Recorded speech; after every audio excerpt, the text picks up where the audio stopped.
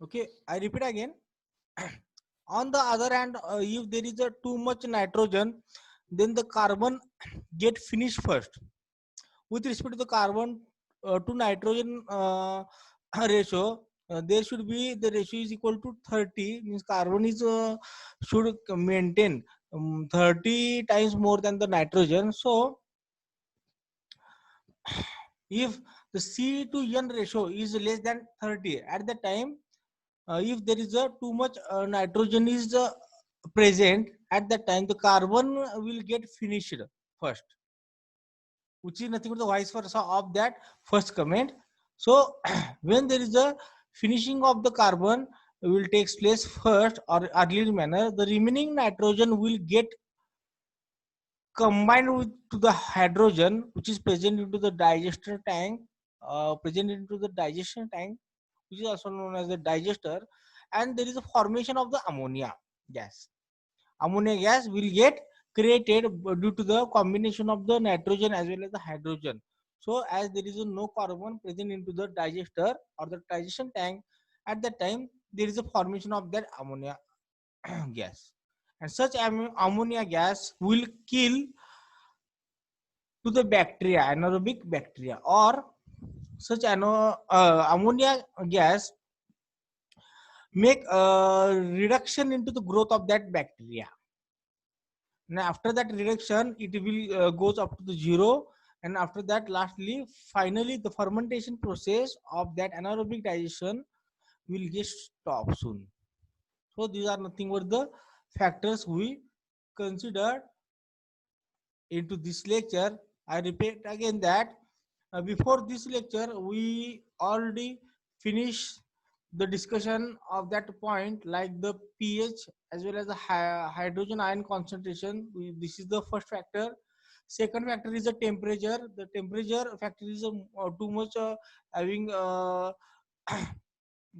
nothing but the having the variation, various variation of that. There are the three types the bacteria of anaerobic type, which includes and which get work with respect to the temperature variation. With respect to that, there are the two types of the bacteria. One is the mesophilic as well as the thermophilic bacteria get active in nature, and the cyclophilic bacteria is not considered for the gas production. We also consider it to the factor number two, which is known as the temperature. Third is nothing but the total solid content, which consider into the previous lecture.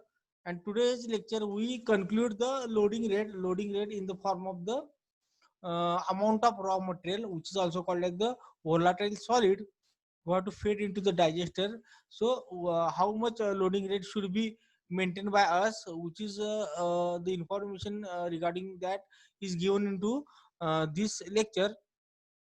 After the loading rate factor number 4, factor number 5, which is called as the seeding. What is meant by the seeding we already discussed into this lecture. And there is the excessive or the huge seeding of that digestive sludge, which affects the biogas digestion. We already discussed into this. After that, the uniform feeding in the form of the raw material feeding as well as the feeding of that, or we can say the seeding of the digestive sludge. So due to excessive feeding or the seeding, there is a gas production get reduced. So we have to maintain the uniformity for the feeding. We seen into this uniform feeding point. After that, the uniform feeding, point number 6, uh, the next point we discuss that carbon nitrogen ratio of that input material. So this is the very important point, because we have to maintain the CN ratio is equal to 3. And by maintaining the carbon to nitrogen ratio is equal to 3, we can permit the digestion process with an optimum rate. So here we stop.